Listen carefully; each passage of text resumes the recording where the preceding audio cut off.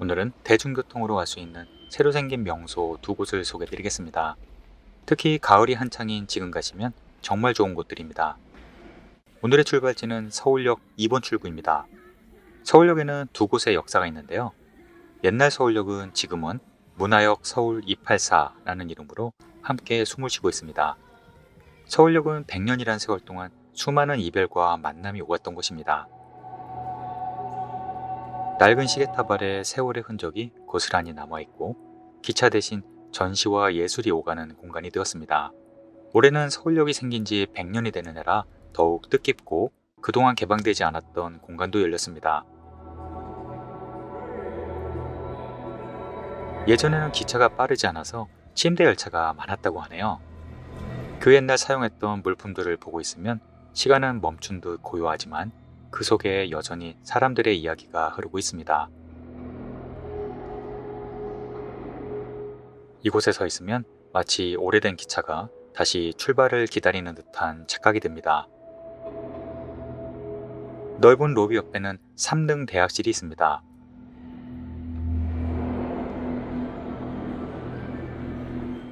대합실 천장을 보면 철근 콘크리트 구조가 그대로 보이는데요. 100년 전에는 최첨단 건축법이었습니다. 지금은 시간의 흐름을 보여주는 멋진 전시물이 자리 잡고 있습니다. 삼등 대합실을 지나면 넓은 복도가 보입니다. 복도를 따라 100년간의 변화를 흥미로운 시선으로 담아놓은 자료들을 볼 수 있습니다.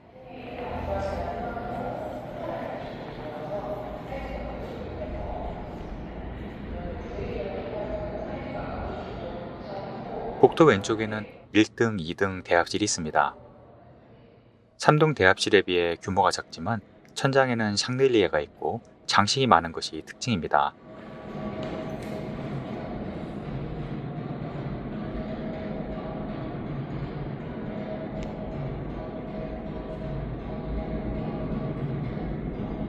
지금은 고풍스러운 카페로 활용 중이네요. 대합실을 지나자 옛날 오아시스 레코드가 발매한 LP판이 가득한 방이 이어집니다.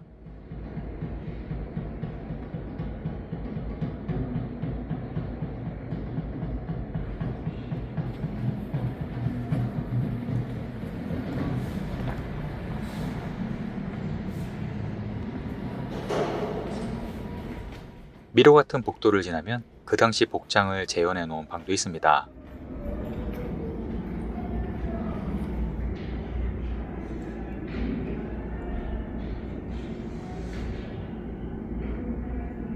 이 고풍스러우면서도 고급스러운 방은 한눈에 봐도 귀빈실이네요.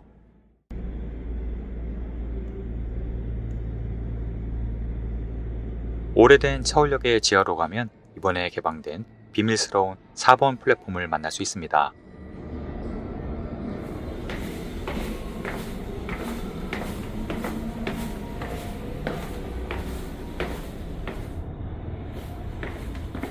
재밌었던 것은 천장 높이가 상당히 낮았는데요.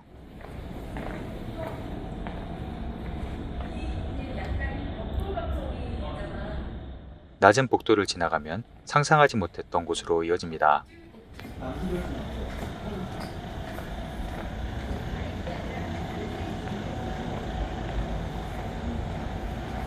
초록색 나무문을 지나면 그 옛날 4번 플랫폼이 나옵니다.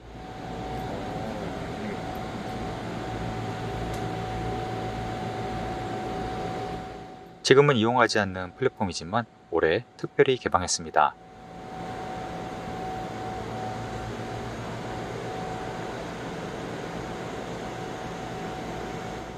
플랫폼에는 최신 KTX가 서 있지만 마음으로 바라보면 증기기관차가 서 있는 옛날 풍경이 떠오르네요. 다음 장소로 가기 전에 서울역에 숨겨진 장소 한 곳을 더 알려드릴게요. 서울역 바로 옆에 큰 상업시설이 있습니다. 이 건물의 옥상으로 가시면 되는데요. 더 루프라는 옥상 정원이 있습니다.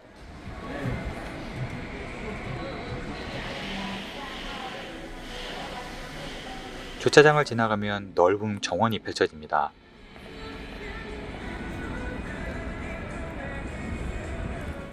옥상 위에 가꿔진 잔디밭과 정원에서 쉬었다 가실 수 있습니다. 서울의 가장 번화한 곳 중 한 곳인 이곳에 이런 여유로운 쉼터가 있다는 건 모르시는 분들이 많으실 겁니다. 이 정원은 서울로 7017 고가부도로도 바로 연결이 됩니다. 이 길을 통해 명동과 남대문시장 쪽으로 걸어가시는 것도 좋은 코스입니다. 아쉽게도 정원 아래에 있던 도킹 서울은 작년 말에 폐쇄가 되었네요. 지금은 밖에서 구경만 할 수 있습니다. 이제 두 번째 장소로 가보실까요? 서울역 광장 바로 앞에는 버스 승강장이 아주 많습니다. 그만큼 교통의 메카인데요.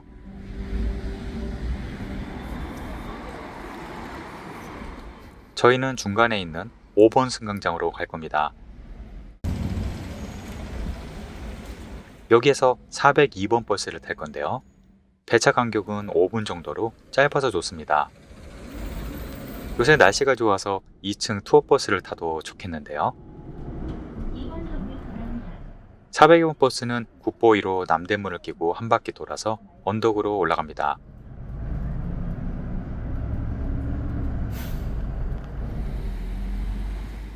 약 15분 뒤에 남산도서관에서 내리시면 됩니다. 남산도서관은 저도 참 오랜만에 왔는데요. 그동안 시설이 많이 좋아졌네요. 저 멀리 서울의 상징인 남산타워가 보입니다.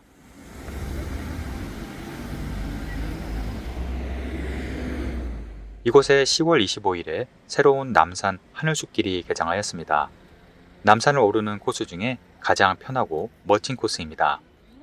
출발지는 김소월 시인의 이름에서 따온 소월공원입니다. 이번에 산림청이 서울시와 함께 새롭게 개방한 남산 하늘숲길은 아직은 많이 알려지지 않아 사람이 많지 않았습니다. 서울시의 상징 중 하나인 까치는 캐대언 영향으로 갓을 쓰고 있네요. 도시의 끝에서 자연과 공존하는 이 길은 그동안 일반에 공개되지 않았던 구간이었지만 지금은 누구나 이용할 수 있는 무장의 데크길로 서울의 하늘과 숲 사이를 편하게 걸을 수 있게 되었습니다. 가파른 언덕길은 친환경 데크길을 이용해서 지그재그로 바꿔서 완만하게 걸어 올라갈 수 있습니다.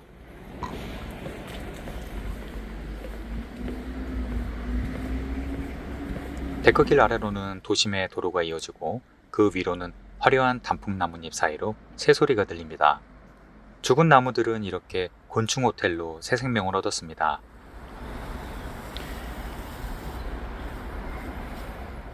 데크길의 폭이 넓어서 사람들이 교차할 때도 불편하지 않았습니다. 조금 올라가면 도심의 소음은 잦아들고 나무 데크길을 걸을 때마다 살짝 울리는 발걸음 소리가 마치 숲이 우리에게 인사를 하는 듯합니다. 곳곳에 24시간 감시 카메라가 있어서 보다 안전하게 다닐 수 있겠네요. 새로 생긴 코스답게 곳곳에 전망대구와 쉼터가 아주 잘 되어 있습니다. 특히 전망대가 참 많은데요. 이곳은 참나무 전망대입니다. 전망대 주변에 많은 나무들의 이름을 따왔다고 하네요. 이곳에는 나무 의자가 있네요. 각자 원하는 방향으로 앉아서 숲의 소리를 감상할 수 있습니다. 첫 번째 전망대에 도착할 쯤에는 도심의 소음은 흔적을 감춥니다. 이곳은 느티나무 전망대입니다. 어떻게 사진을 찍으면 예쁘게 나오는지 친절하게 알려주네요. 이 거대한 느티나무는 원래 있던 위치를 그대로 살려서 전망대를 만들었습니다. 덕분에 나무를 힘껏 껴안아 줄 수 있고요. 벤치 의자 디자인도 신경을 많이 쓴 흔적이 보입니다. 데크길 주변에는 야생화 등 식생이 아주 다양하네요.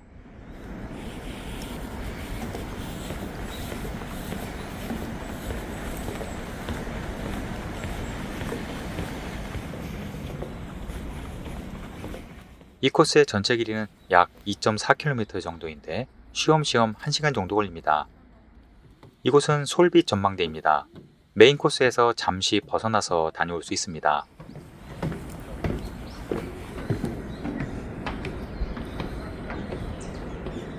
전망대 아래쪽에 남산 도서관과 도심이 보이네요.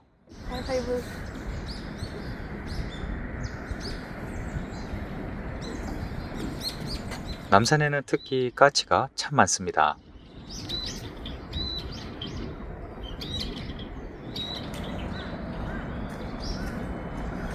이제 쭉쭉 뻗은 메타세콰이어 길이 나옵니다.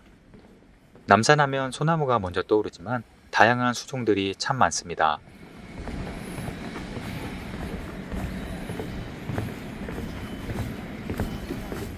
작은 출렁다리가 나오네요.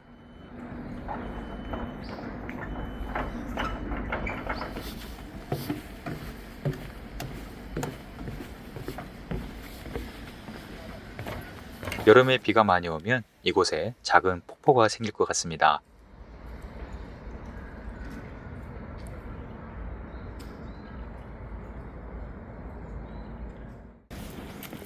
바위들도 원래 모습 그대로를 지키기 위해 코스가 피해갔네요.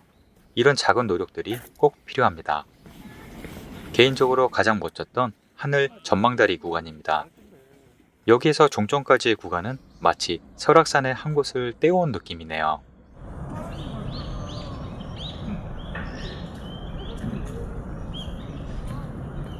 가을에는 어느 산이든 더 멋지지만 처음 온 이곳의 느낌은 남달랐습니다.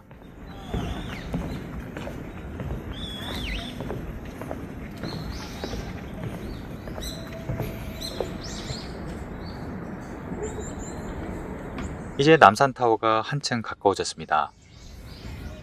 남산타워가 가까이 보일수록 종점에 가까워집니다. 바쁜 도심 속 하루 속에서도 이 길 위에선 모든 게 천천히 흘러갑니다. 이곳은 남산 소나무를 키우는 유치원입니다. 자연을 개발해야 하는 우리의 의무이기도 하죠. 이곳은 벚나무 전망대입니다. 전망대 바로 옆에 큰 벚나무가 한 그루 있는데요. 봄에 오면 아주 멋지겠는데요. 조금 걸어가면 이 코스에서 가장 전망이 좋은 곳이 나옵니다.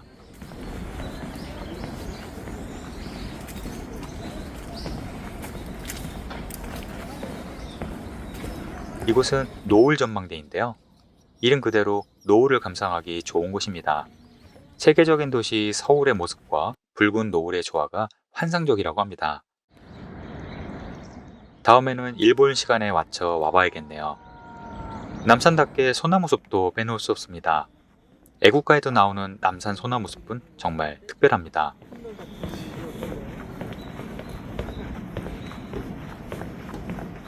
이 2층 데크는 숨겨진 포토스팟인데요. 아래층에서 2층에 있는 사람을 줌을 당겨서 찍으시면 정말 멋진 사진을 얻으실 겁니다. 이곳은 탐험가의 정원이라는 재미있는 곳인데요.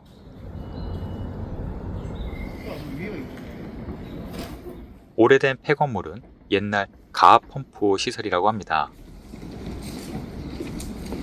폐건물 위에는 그물망을 만들어 두었네요.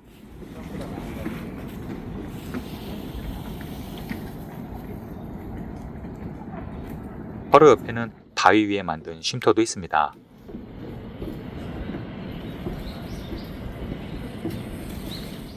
전체 코스가 다양해서 심심하지 않아서 좋았습니다.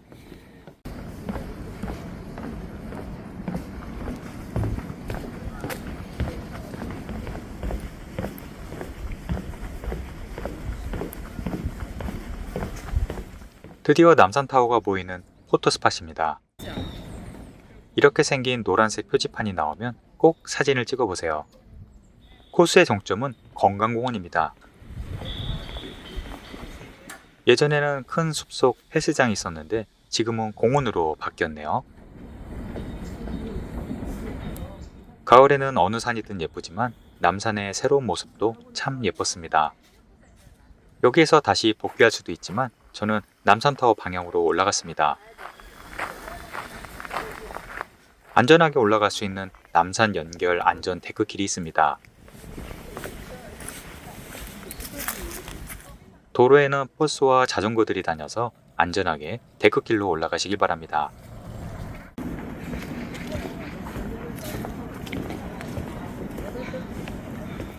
(5분) 정도 올라가면 한양 도성과 마주합니다. 여기서 다음 코스를 생각하며 잠시 쉬었다 갑니다. 최근 제 구독자께서 직접 만드신 귀여운 선물을 해주셨는데요. 가죽으로 만든 키링과 호루라기입니다. 산을 다니다 야생동물을 만나거나 구조가 필요할 때 쓰라고 주셨는데요.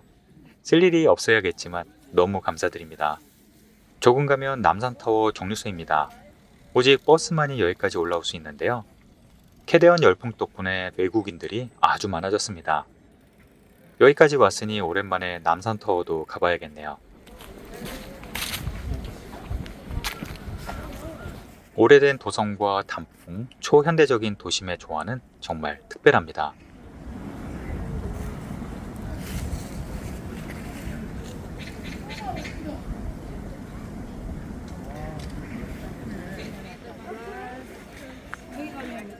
남산 팔각정은 여전히 그 자리를 굳건히 지키고 있네요. 오늘 날씨가 조금 흐렸지만 바로 앞에 인왕산과 삼각산, 북한산, 멀리 도봉산까지 잘 보입니다. 이 풍경을 보고 외국인들조차 감탄을 금하지 못하네요. 남산타워는 서울의 상징 같은 랜드마크인데요. 사실 서울에 오래 사신 분들도 멀리서 바라보기만 하고 안 와보신 분들이 의외로 많습니다. 제가 옛날에 달아놓은 자물쇠가 어디쯤 숨어 있는지 찾기는 어렵지만 어딘가에서 영험한 효능을 발휘하고 있는 것 같습니다. 저는 아직까지 효과를 제대로 보고 있거든요. 시대가 바뀌어서 운세도 이렇게 보나 봅니다.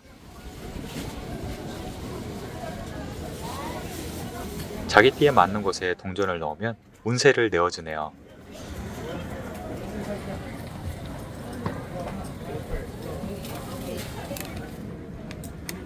여기에선 잠시 간식이라도 먹어야겠는데요.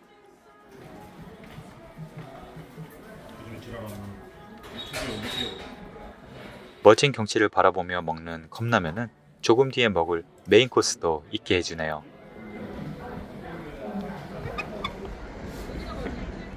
이제 버스를 타고 내려갈까 했지만 길이 너무 좋아서 더 걷기로 했습니다. 내려갈 때는 반대 방향 국립극장 방향으로 갔습니다. 이 코스는 한양 도성길 3구간이기도 합니다. 이름 그대로 오래된 성곽을 따라 걷는 고즈넉한 코스입니다. 그래서인지 반대편 쪽에서 걸어 올라오시는 분들도 많으시네요.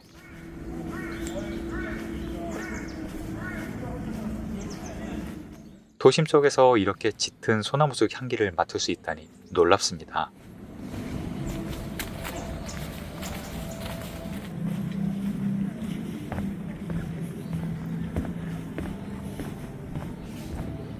갑자기 일부러 낙엽을 밟는 소리가 듣고 싶었습니다.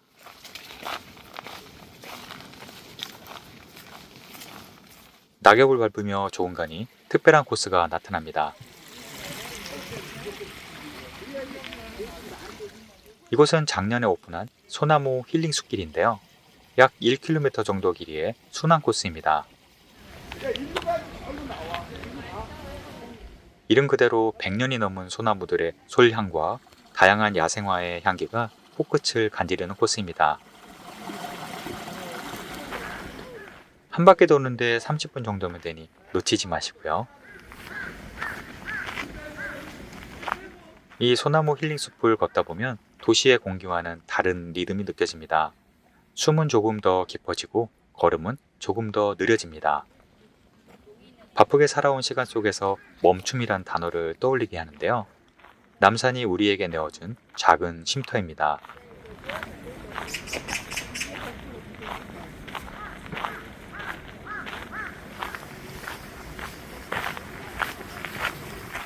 소나무 힐링 숲길을 나와 왼쪽으로 내려가면 장충공원으로 이어집니다.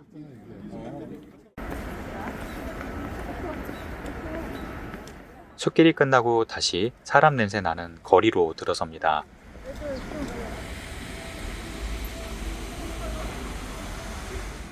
장충공원을 지나가면 다시 이곳이 서울 한복판이었다는 현실로 돌아옵니다. 공원의 끝에는 장충정이라는 정자가 있고 그 앞에 동대 입구역이 있습니다. 이쪽으로 내려온 것은 오늘의 뒤풀이를 위해서인데요. 길 건너에 장충단길이 이어집니다. 참 많이도 바뀌었지만 장충동 족발거리는 명맥을 유지하고 있습니다.